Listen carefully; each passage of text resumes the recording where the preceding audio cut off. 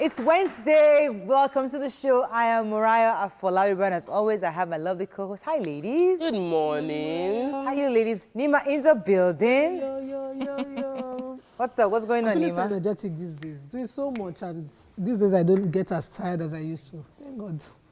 And I'm so excited about school. So my husband is thinking, who won't go to school safe? You want to go to school again? My son is going to school. I bought the shoes last month. Imran is going to school. I'm going to. So I bought. Hey, the thing. I'm not resting on this matter. We are carrying our school bag. Just already. I can imagine. Imran is about to go to school. Oh, nice. our belly that we were seeing here on Yes, TV. so I did notice. You know, my belly can hide. So how are you doing, Topsy? I'm very, very How is your good. traffic in your area? I don't want to go Okay, there. you don't want to go there. That's no why I was vex. talking about school. Okay. That traffic I don't want to think about. All right. But they should help us. Abulado is locked down. All right. The How you traffic doing, came to the Tokwe? doorstep I'm this very morning. good. What's you know, happening? I was chatting with Omozo yesterday, and we were discussing that I'm all about finding happiness. And in actual fact, we confuse the difference between joy and happiness. Like, happiness is based on happenings around you. And when I say finding happiness, I tend to actually mean that regardless of whatever happens around you, you are joyful within.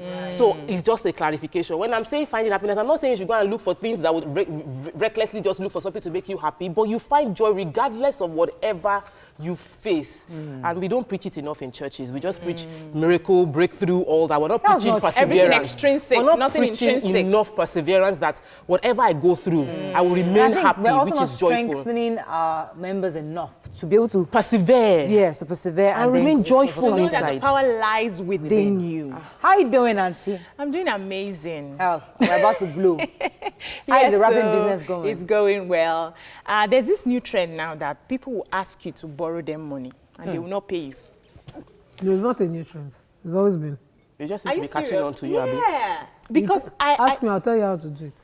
to collect the money back, I need that because you a lot of people are borrow. owing me. No. Well, you don't borrow. I shouldn't in the- even borrow at all. And it's really bad If you because have a sometimes some purse, people genuinely need. If you have a purse for charity and the person falls within, You just can give the person give. what you can let go of.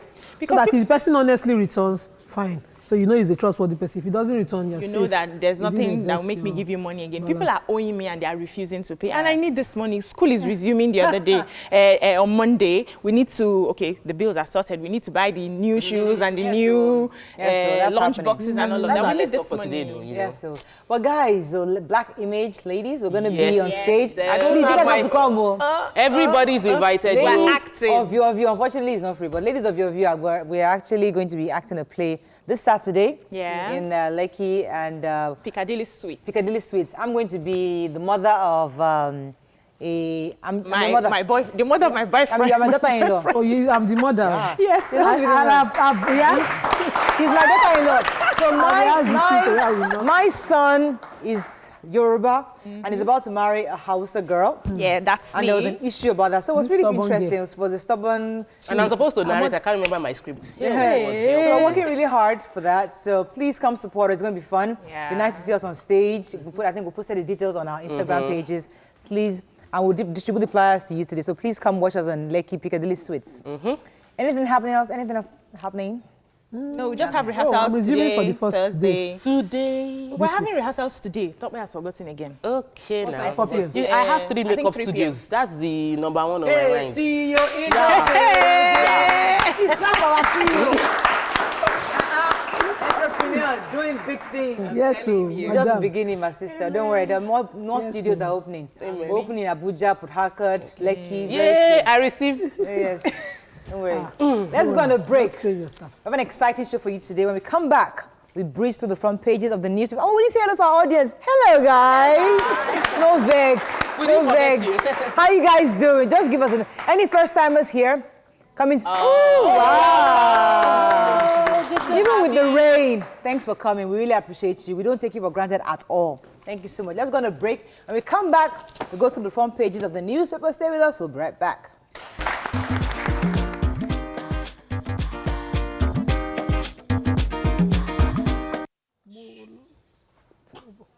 All right, we're going to start very quickly with The Punch.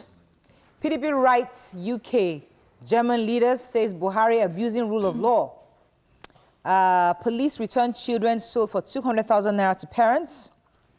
Return stolen artifacts, Benin monarch tells UK. I advocate fiscal federalism, not geopolitical restructuring, says Osinbajo. FG demands $2 billion tax arrears from MTN. Buhari uncompromising power drunk, says Atiku. And APC presidential governor aspirants to pay 45 million, 22.5 million for forms. Okay, let's take the human interest.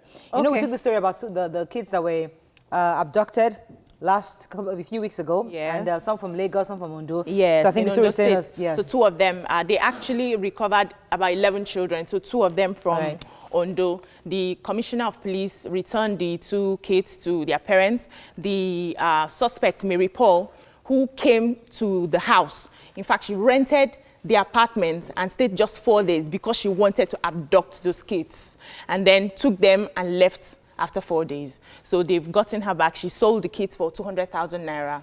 They've recovered, sold the kids. She's from River State, sold the kids took the kids all the way to Imo to sell. And it was the commissioner for police in Imo that recovered the kids. And there was another thing even interested in that same paper about a woman, Ronke Olarewaju. This woman says that if you don't divorce this our marriage, I would poison my husband. So that her husband is always beating her up. Like her male customers, he says she's sleeping with them. He beats up her mother. She's tired of the violence. She just wants to leave. She has 3 kids. She now told the court, she approached the court that, please, dissolve my marriage. And they're now saying they should find a way to resolve it, and they give them a September 18th date to reconvene. But she's insisting that if you don't separate this marriage, I'll kill the I'm guy. going to poison this man. She's reached her breaking point. Yeah. She just has to leave. She has to leave, No, I think she was emphatic enough. The court will listen, I'm sure. The So return, return yes, artifacts. So the Benin monarch called on the your British, my Oba, yes, Oba Atokpeye, called on the British director of the British Museum visited him, and he used that opportunity to reiterate the stance of the Benin people, asking for the return of all the artifacts that the British people took away from us. Yes, I went to the museum in New York and I saw artifacts that was obviously Benin artifacts, and they are in New York Museum. So I look at it that I'm going there and I'm a tourist and I'm seeing what should be in our museum in Nigeria. So, the ones you kept in Nigeria, where is it now? The truth is, she will not be happy that it was he also kept mentioned in that we UK are reviewing these things so that we'll have a place for them. But the value that we even have now to our present museums and all that, and but he said there's a collaboration going on between the British and the Oba to have a museum built in the palace where they can have all those artifacts. I think it's about time. You know, I'm also Benin through marriage, so yes. So let's move on to the nation. What's this one now? 2019, 5 PDP governors seeking deal with Buhari. Nigeria-China partnership yields $5 billion projects. Osinbajo Atiku clash over restructuring. APC to presidential candidate APC to pick presidential candidate September 20th. And Osun Customs Service sells 140 billion naira cash in August. All right, so PDP governors are seeking deal with Buhari. Obviously, 5 governors were South, and Southeast. They didn't mention the names, governors, but they are trying to retain their tickets. Obviously, they think they need the Buhari influence to retain their tickets now. So PDP governors. PDP governors, they are reaching an alliance with Buhari to work for his presidential ambition in 2019 in exchange for. There's so much politicking. I worry for this nation because things are not it's election, politics now. That's all we're seeing. Cross-carpeting. Let's move on now to Daily Sun. Inspector General orders detention of 4 cops over Clark's home raid. 2019, David Mark, Donald Duke joined presidential race, PDP and SDP respectively. Osinbajo, Atiku clash over restructuring. APC begins primaries September 20th with presidential. And no going back on September 14th, stayed at home, says IPOB. So the Inspector General of Police, what happened was that there was a raid.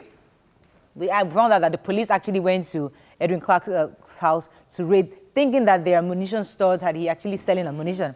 And they got in there with his fake kids and his wife and all that. They found nothing. And then the police is now saying that they never actually instructed anybody to go and do that raid. And they're going to arraign the 4 cops that did that and put them on detention.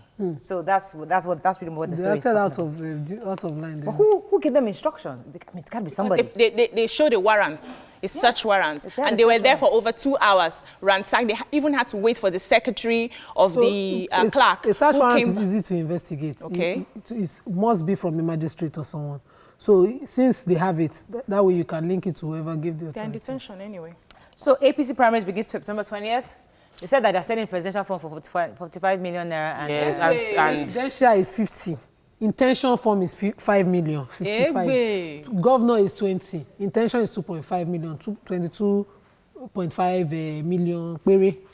so at the end of the day, I watched the report yesterday from the not Too Young to Run, people that conveyed that bill, saying that you cannot tell us that you've signed the bill that was not too young to run, and you made the process of running extremely impossible Expensive. for every young person. Who's going to pick up a form from APC, a young person for 22 million naira, and would not want to recoup that fund immediately? Right. Let's move on now to The Guardian. I like the face-off in The Guardian. I hope we have that front page. Osinbajo versus Atiku. Can we take it finally? Restructuring. Former VP in war of words over Nigeria's future. Who has that story? Okay, so the Vice President, Yemi Osinbajo, had clarified since last week, even upper week, that restructuring isn't just about that there are two sides to restructuring, and it is not a blanket solution to Nigeria's problem, and that there are two. One side of restructuring is resource sharing, Right. and the second is devolution of power. And I wonder, when I now read Atiku's response, he just seemed to think that he just took Osinbajo's statement as blatant, that Which a lot of people Osinbajo did. is And I was against saying to Akwen that restructuring. when I read this couple of weeks, when the VP actually made a statement on restructuring, I understood from the first article. So I don't understand why So this entire thing is political. everybody is trying to The now twist it, because I understood the It's a first article. deliberate effort to confuse people. The statement is clear. Our problem is beyond, VP said our problem is beyond geopolitical restructuring. It is about power devolution, having true federalism, Yes. and there's another side of resource control. Then Atiku's explanation of what he wants, what he feels we need, is more of geopolitical. And so I feel that let everybody say its own. Let everybody define what restructuring means to them, and let Nigerians choose who we feel portrays the kind of restructuring we think we need for now. Okay, so let's move on now to New Telegraph. Let me see it. Police raid clerk's residence. We talked about that. Osinbajo Atiku at war over restructuring. We discussed that already. Nigeria has benefited $5 billion projects from China, says Buhari. FG demands $2 billion tax arrears from MTN.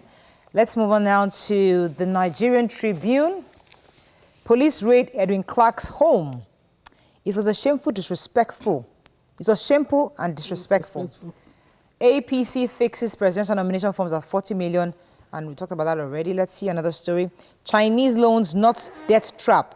We can repay, says Buhari. Restructuring Osinbajo Atiku inferior exchanges, and Donald Duke dumps PDP for SDP.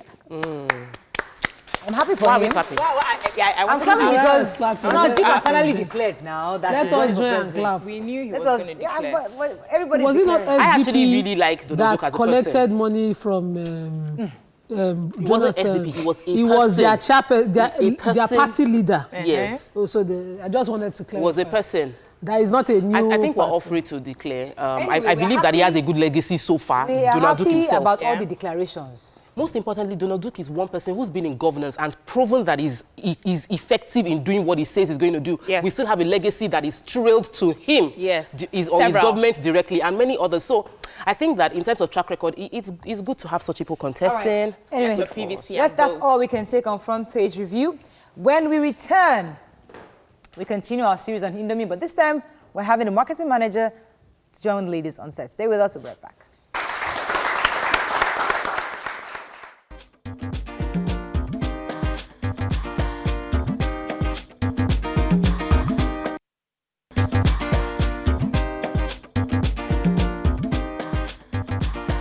Welcome back to Your View.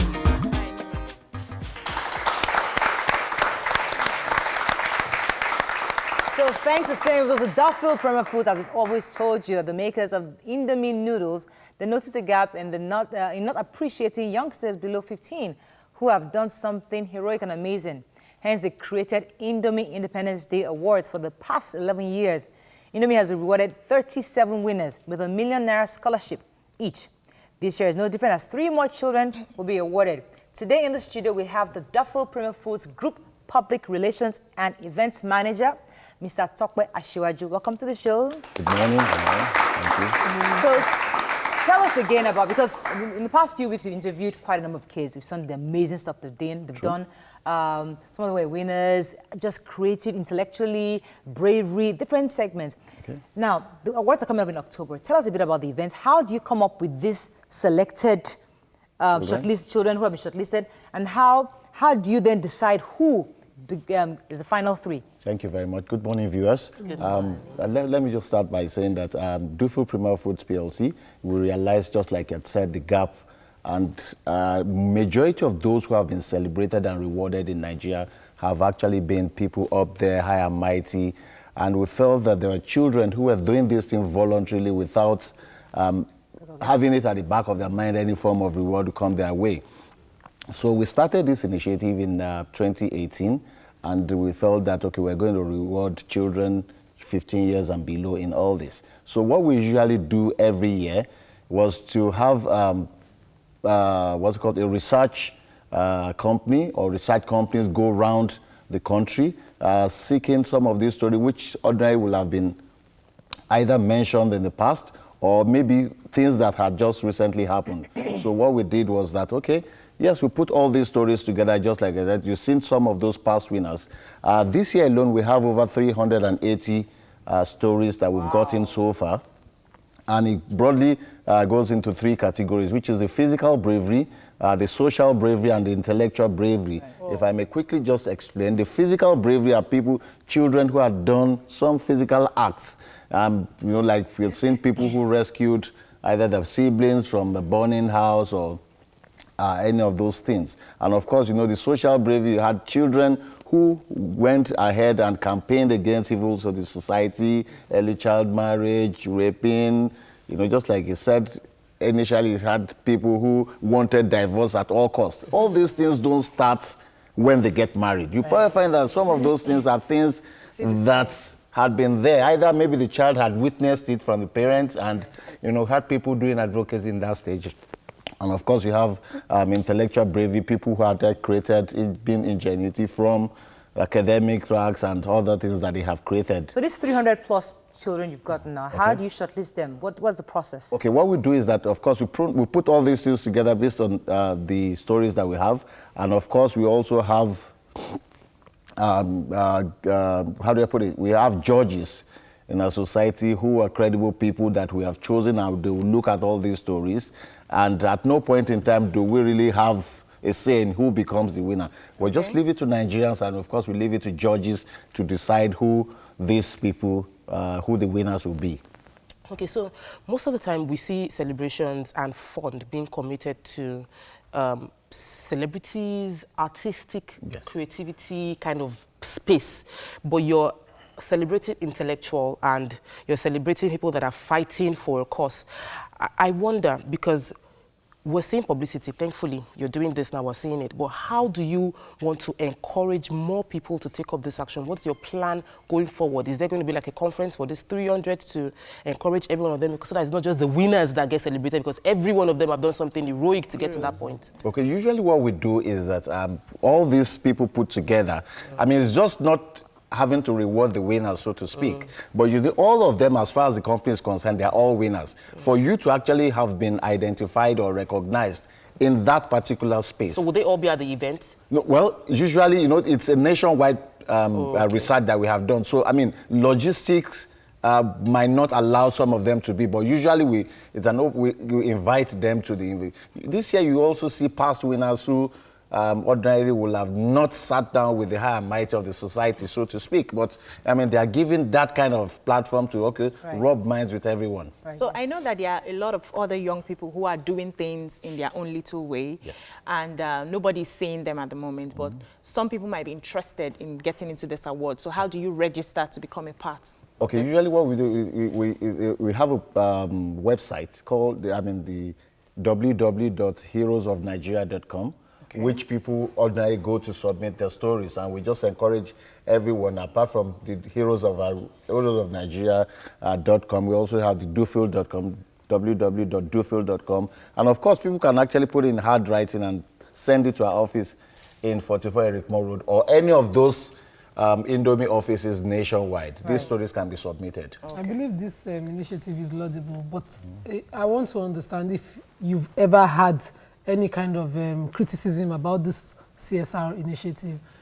Has there been criticism, and if there are there any other options that you're looking at in the future to do a CSR for the constantly we keep getting feedbacks, which some of them are, of course, maybe criticized or maybe asking, okay, how authentic are these stories, or maybe these stories have been rewarded, or maybe they've been hard before. But for us, the feedback is, usually allows us to do better every year. This is the 11th edition. It means, we've done it consecutively for 11, this will be the 11th year. So, we take all this feedback and it helps us to actually do better every year. Okay, why did you start this initiative in the first? I knew you obviously saw the gap. Yes. But I know you have others, Indomie, Power Oil, Mini-Me. These are all products that are household items. Yes. What exactly, why this specific category of reward system for Nigerians? Okay, essentially it's because you know that, once you catch this particular generation early enough, it gives, there's hope for a better tomorrow. Right. Ordinarily you find that this particular set of children are people who, like you said, if they were doing all these things without having at the back of mind that there'll be any reward coming their way, it means there's a hope for us. And the more of this celebration that we do, the more people see them and the more likely that they want to be like them. So it's hope. So I know Indomie has heroic characters attached to the brand. Okay. You have on the body of the pack, you see heroic, sort of like making you feel like when you drink Indomitables, when you're eating Indomie, you become like Indomitables, sort of. Yes. And this CSR ties well into celebrating such people that are heroic. However, there are other children out there who indeed believe in your brand, consume your brand, but you're not doing activities that would touch them directly. Okay. Are there other CSR projects you feel that would meet the needs of the Nigerian population? The children don't have shoes. Children are not having good schools. Let me put you in perspective. You're making money from them, and you might as well just do things that would have direct impact on their everyday life. Yes, these are your largest consumers. Okay. And I would expect, like Tokwe initially mentioned, academic CSR. So you look at the best of the best in schools and give them academic scholarships instead of, everybody aspiring to do bang bang jiggy. Okay, let me also mention to you that this is just one of those CSR activities that we do. Every year, one of the things that we do, we have we have scholarship from primary school to a master's degree. It will surprise you that even to that point, we have a master's degree in nutrition and dietetics. Every year we have, people given scholarship. We have primary school, we have secondary schools. And one of our core, or one of the three core areas that we focus on is education, health, care, and community development projects. Now for education, if you go to any school, I can say proudly that if you go to any school in Nigeria, public schools, you've virtually seen our brand being present. In terms of giving them books, in terms of giving them biros, providing boards for them, providing public toilets. We have issues in, up north. That the moment some of these people come to school, and there are no, the hygiene, for instance, females don't come to school up north anymore. It's that bad. Wow. So we make all these provisions to them. Primary health, we've made provision for all the most pediatric wards in, I can say in all the geopolitical zones in the country. Okay. The Indomie brand is doing amazing. Like when you hear noodle, the first thing that comes to your head is Indomie. Right. And you guys are doing well. For this year, you've done amazing. What are your projections for the rest of the year? Well, projection in terms of sales or in terms of corporate social responsibility? Everything all together, your sales, because your sales are increasing. Like in my school, my children's school, they have this Indomie club. Where you have to belong. They give them bags and school books and all of that. Yes, every term. You pay for it and you get all of those stuff, Indomie and all those Indomitable. They give them their names. I think my daughter was one Sansa one time. Just pick names of those heroes. So you are doing amazing. So but you should have like a projection. What do you hope to? You see, our projection usually is to, of course, to bring more people into the fold. It's not about sales per se. Let me interest you, there are parents who ordinarily, they get a call from Indomie and say, oh, congratulations, ma, today is your son's birthday, we want to celebrate with him or her. You can imagine a parent at work that had forgotten, and we're reminding, and the excitement, and we're taking pictures, and we're going to the brand, taking the brand to those schools and celebrating with those children. Okay, we have to round up, but I need you to tell us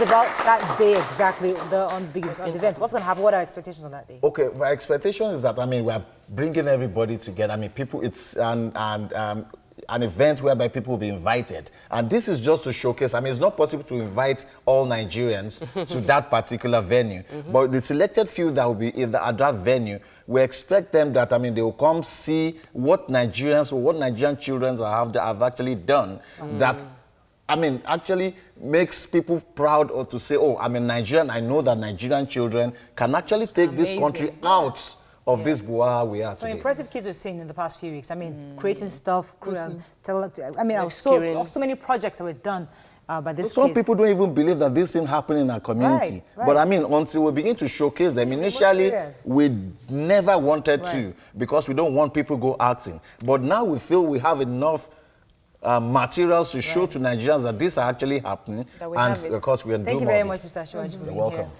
Wish you the best in your events coming, and I hope to have those 3 kids come on show and let's see what they got. Okay, we'll do that. All right, we're going to go on a break now. When we come back, we discuss the influence of phones on our children and how are we preparing for the resumption, which is next week. Many of us are resuming next week and in 2 weeks' time. How are you preparing? Stay with us. We'll be right back.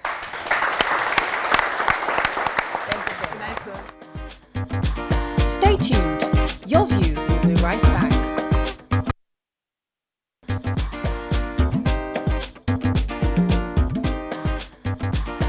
Welcome back to Your View. Thanks for staying with us. So these days, it has become a norm for young children to have their phones and tabs. Kids as young as 8 years old, without parental guidance, have their phones, and it can be very worrisome. Recently, France placed a ban of phones on their secondary schools and primary schools. Their reason is to protect children and adolescents, to make them concentrate more on schoolwork. Do you agree with this? What are your thoughts of this being done in Nigeria? You can give us your view. We have with us, joining us on the show, is the CEO and founder, Lagos Moms, Yeti Williams. Welcome to the show. You can call us on 070-806-68014. You can also tweet to us at TVC Connect. Please hashtag HearViewTVC so we can read your tweets. We've always had this issue. 1 second we're trying to be conservative, not having kids having phones. The next second we're trying to expose our kids because the mentality or the perception out there is that, oh, internationally kids using phones and tabs, they're connected to the world, you know, they know what's going on. And here, so there's that force. Like, do I go back to how I was growing up or do I expose my child? And we see France making this law. So what are your views? Do you agree or do you disagree with the ban? I agree 100% with the ban. You know, like you said, we're struggling with how to balance it, and it's important that children are exposed to technology because it's the future, so we can't run away from that. But I still think children need to be protected, and a lot of people are getting addicted to using devices. So you spoke about this. I think you did a conference on it. Yes. Yes, because I remember seeing the post on social media, and I was like, this is very needed. The fact that the finding that balance. I was speaking to a friend yesterday on the phone, and his kids were cranky and shouting, and I said, why? He said, change the cartoon because the device they have is not connected to the internet. So usually they have a potpourri of cartoons to choose from, and because it's not connected, they only have the downloaded ones to watch, and they didn't want to do that. They wanted to be able to choose anything they wanted to watch. I said, do you know you have an addiction on your hand? And these kids are less than, the oldest is 4 years old. Oh my God. Yep. So people out there think that this addiction is just, they will outgrow it now, they will stop watching. Can you break down the psychological impact that this addiction have on children long term? So research is showing that children that are addicted to using their devices is increasing depression. It's increasing depression and mental illness. Because what happens when you're on social media, you put something up and you're scrolling, You want to see if they're liking or not liking. Do you know children now are feeling depressed if they put a picture up and they don't like it? They start to question themselves that, oh, what happened to me? Why are people not liking it? Or there's a fear of missing out called FOMO. Fear of missing out. So you look at pictures where everybody else seems to be having a fantastic time, going to all the parties, seeming to be living the life, and you are not. So as a child, all you're imagining is you're missing out. That's why it came, fear of missing out. So people actually feel like they're missing out of a life that everybody else seems to be putting out there. So Yeti, is there any good, any at all, in giving a phone to your child? I have been a parent who believe that children should not have phones. I have a 5-year-old, but I'm always stuck in traffic. On a particular day, I felt very guilty. I was in traffic till 10 p.m. And I seriously wanted to ask how she was. That was what was on my mind. I called and my son's mind, I still had my son, but I couldn't reach my daughter. So I got a phone. I couldn't get it. I just gave her one. And since then, I've been blaming myself that did I help her or did I create more problems? Just to help my conscience now. Is there any good at all? Any at all? Because now I can reach her, but then I see her all the time with the phone. She's not with the phone. Is she at home? She's at home. So you could get a landline. I've been trying. Yes, they do. Well, no, the MTN, I've been trying. You know those boxes that you can plug in. Trying. And I got my children phones. You know what I got them? They said they wanted the phone. I said, to do what? They said to be able to call you. So you just want to be able to call me and daddy, no problem. Send text messages. You know what I got them? A feature phone. Those little ones that are not connected to the internet. Sure, the goal is to be able to speak to me and for me to be able to call them. So I got them a feature phone. They said, oh, mommy, this is a dumb phone. I said, it's fine. Call it dumb. Phone is phone. You want to be able to call me, you can call me with that. Right. So I'm more concerned about this ban. The French, you know, this is the outside world where they have technology, the Western world where they have technology. And they've seen the disadvantages of having children have phones in the classroom. And there were a lot of arguments. Other people said they needed those phones so that they could do classwork, they could get applications and all of that. But you know that when children have phones in the classroom, which as a teacher, we saw a lot of that in the classroom, they are easily distracted, they are not paying attention. You think they are doing any form of research, they are on social media. What can we do? Because we have some schools here that allow the use of phones in the classroom. And it brings, you know, you see a result at the end of the day and everybody is failing. What can we do to ensure that these schools, at least, even if they want to use the applications on the phone, they have a time frame where the teacher monitors it. How do we advise the schools to, you know, limit the use of cell phones for students? So I think a lot of it is that schools respond better when there's research you can show them. Thank you. So as a parent, for example, do your research. Take it to them and say, look, research is showing that children are getting addicted to these devices. They're not paying attention as well in school. They're not learning as well. They're not retaining the material that they're getting. So you need to reduce their access to internet. And I think we need to separate phones from learning in a technology-enabled environment. You could have a whiteboard. Thank you. Why do you need, you need the technology for what? Maybe you want to show a particular YouTube video that's relevant to teaching children about fractions. That's different from, everybody bring out your phones and go to YouTube. Do you see what I mean? So there's a smart way to use technology in the classroom. Let me come to our audience because I know some of you might have concerns or thoughts on issues of kids using phone. Let me get one comment from the audience. Go ahead, please. All right. I'm actually asking a question because seeing that what we're discussing has become a trend. It's something we see every day and then we can't shy away from it. Now, the question would be that this ban is coming from French, you know, or France rather, a French country. And we see these people as advanced and we see them as having more exposure in terms of their children, more than our own children. So now, are you in support that we should emulate what they've done, that there should be a legislation to that effect, or we should just leave it at the discretion of parents? Do you think there should be legislation like France has done, or do you think that parents should just use their discretion? So this is not really even parents at a point, right? So there's parents and what you do at home. Then there's also the school environment. So someone like me, I protect my children from, during the week they don't watch television, they only use computers because they have to do homework based on an educational site. But in school, if a school doesn't protect it, that means my child in school can be influenced by a classmate who comes to school with a device, connected to the internet, and even though I'm doing all this hard work at home to protect my child, they get to school and they're exposed to children that are online. So number one, they come home and ask you, why can't I be on? Yes, I've gotten those questions too. You know, why is it me that I'm different? Yes. So I think we need schools. My 6-year-old too has asked me that. I wanted to ask, XYZ has a phone. So why can't I have no money? why You're can't you? freaking 6 years old.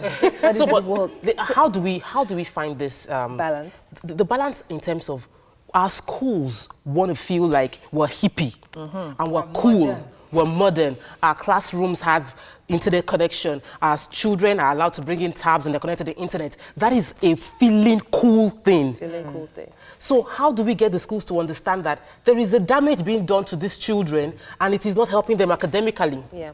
So it's back to what I say about honestly research. So what I mean is a lot of schools think it's cool to have internet access, to have children have gadgets and all of that. Okay, fine.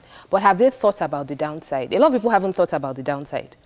Do you understand? So even a lot of parents haven't thought about the downside. Let me go back again to whatever advantage there is, because the world has gone technological now.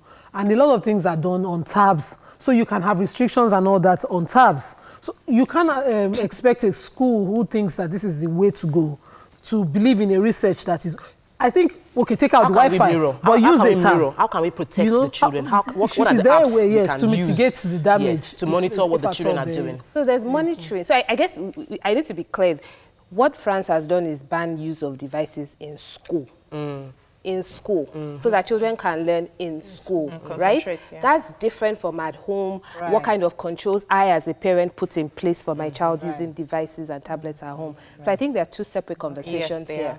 You know, in school, children need to pay attention to the teacher. If every child has a tablet and a phone, they'll do whatever they want to do. So I think that's what we need to focus on, ensuring that both in school and at home, we have some control. Exactly. Let's go on a break. When we come back, how are you preparing for resumption? Stay with us, we'll be right back. Stay tuned. Your View will be right back.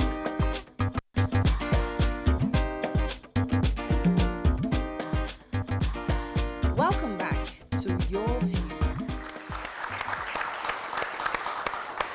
So getting ready to resume school obviously can take a toll on parents, especially those going to secondary schools. You know, parents even thinking of buying phones for them, reaching them, because if you're an adult, you're now a teenager, you should be responsible enough to communicate and go online.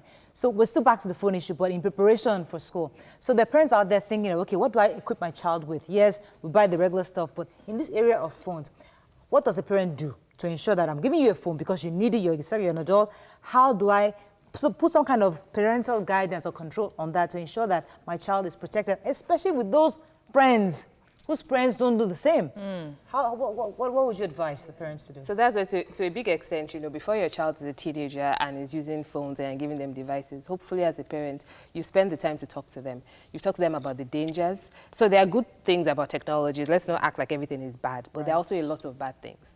Just like the same way you wouldn't give your child a car key and say, good luck on 3rd Milan Bridge. I hope you get home in the evening. You wouldn't do that. You'll teach them how to drive. You make sure they can drive before you give them a car key to drive. It's the same thing with the World Wide Web. That's really what it is. And I think parents need to take more ownership of having conversations with children about what the downsides are. And I think that would help a little bit if everybody was taking that ownership on. Schools would know that we're asking this kind of questions. Right. So as a child going to secondary school, as a parent rather, I should be asking the school, what are your policies? What do you do to protect not just my child, but every other child in school? How do you protect them? If people are getting more of those questions, I think the awareness will get better. Tope mentioned something on the papers on Friday that a young girl, a 14-year-old girl, went on Facebook with a fictitious age, and you know she got on Facebook, met someone. She didn't leave her address, but the person turned up in front of her house and abducted her. How is it possible that someone you did not give address knows your house? Find your address. Yeah. It's all this geotagging. There's something called geotagging. That do you use Google Maps? Right. Yes, I do. Yes. How does Google Maps tell you turn left, there's traffic here? But it's geotagging, so it's following you. So there's this technology that actually can follow a user to know where they are, where they are located, what area they are in, what streets they are in. So you snap a photo now and put on Snapchat, for instance. So Snapchat had a feature that they turned on sometime last year, and basically it can show every user where they are going. So I can be, somebody was in the UK and called their parents and said, oh my goodness, I could tell from the UK that my brother just drove into the house because of this geotagging. Right. Now, going to the issue of starting school, because parents are under pressure. For example, now, my kids need new shoes, but the school bag they used last term is fine. But just because it's in September, it is in the new year, you have to just have it. And there's so much pressure. I personally, left to me, I don't want to buy a new bag because that bag is perfectly okay. But there's just pressure now because the child will go to school. And everybody else has a new bag. No, it doesn't matter. How come I don't have a new bag? It doesn't matter. They all have for a new bag. Okay, my brother has a new bag. What about me? That's what I'm saying. So there's so much pressure. You know, how do we manage this? This pressure, I think, I keep saying that children haven't changed. It's us that have changed. Yeah. I used the same flask in secondary school for 6 years because my mom invested in a solid thermos flask.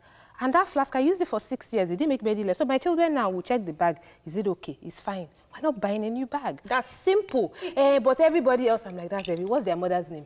What's their father's name? We're different. We're different. I'm not saying it's easy. It's definitely not easy. But the point is, if we follow the trend, then we can't complain when our children to say, oh, mommy also gives them. Because I said my classmates all have new bags. Me too, I got new bags. So for me, I think it's about us not putting so much pressure. We're looking at what the society is saying, what they are going to say in class. You know, it's part of it. You know, like I'm not changing any bags right now because they use their bag last term and the bag is still good. I'm only changing the lunch box because I've seen the need to change it. So if there's a need, I will attend to it. I think for parents, we know our pockets. We know what we can afford. Don't put yourself under unnecessary pressure because you want your child to belong to a certain class. So I want to come to the audience, but go ahead. I wanted to add to that. So we have this parenting conference every year, and what we do is bring parents together to talk about this kind of issues, realizing that you're not alone. We're actually having one in October, next October 13th. And Nimi Akikugbe, who's Money Matters, she had a session with us where she talked. Because I was at the session last year and I learned a lot. Are you serious? And she said, a lot of us are keeping up with the Joneses, but the Joneses are broke. Let me come to the audience. Who has the mic? Go ahead, please. Yes, go ahead. Yeah, my question is, as a mother, for instance, as a working class mother, coupled with what you do at home, how do you combine monitoring what your child do with a phone and combine that too with what you do at home and you are a working class mother? How do you combine those two things? Sometimes it's time. The Lord will help you. That's a fantastic question. The Lord will help What's the question about the time to all of us are doing so much stuff at the same time. You tell them, monitor this. What are they doing? Priorities. Assignments. What do you mean by that? I have that issue today, Tokwe, because I was telling my husband just this morning or yesterday, last night. I was like, usually when I get home, my kids all come to me, they come to my room, but now they just go and watch cartoon. I don't know what's going on, and I'm like, where are they? They are, so they just, and as the mother, I want to be part of their lives. So you put us under pressure. Be part of your children's lives. Be there. Do this. And we are working. Where is the time? Yeah, but you said when you get home, your children are watching cartoons. Yes, they're always watching cartoons. They don't want to leave the cartoon. Yeah, so whose fault is that? Exactly. Your fault. Your fault. Do I switch it off? When you get home, you don't do it like you're punishing them. Hey, I've been out all day. Let's spend time together. Put it off, even if it's 15 minutes of quality time every day. It's better than no time at all. So address what she just said as a working mother. As a working mother. Monitoring the children. How can she do that? So, in terms of monitoring, and if you mean how to monitor what your children are doing online when you're not there, there are many softwares, there's many apps you can put in place. You can put it in place that your child cannot go to certain sites. And when they go to those sites, it will notify you but they just try to access. You will then have a conversation. Hello, how far? We've had a conversation about this very site. So we have to be smart as parents. And I can't go into everything here, but honestly, my site, Lagos Moms, has a lot of this information for you. What apps to use, how to protect your children. It will be monitoring you. And then you make sure you punish a child who knows what they shouldn't do. So let's say, for example, you tell your child, you are not allowed to go to this site, or you are not allowed to use this particular device or get onto the internet between this time and this time.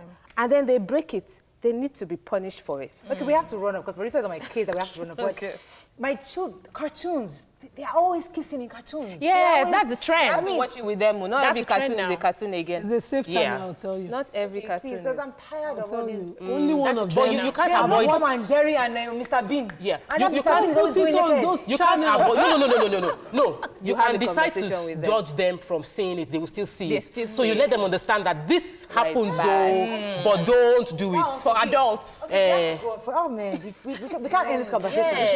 our parents. We got to come back. The This lifetime is job. a conversation parents we need to continue to have. So consistently. hopefully we'll bring you back here today. I'll be happy to come back. All right, that's all we can take on the show. Hope you enjoyed it as much as we did. Have a fabulous day. We'll see you tomorrow. Bye-bye.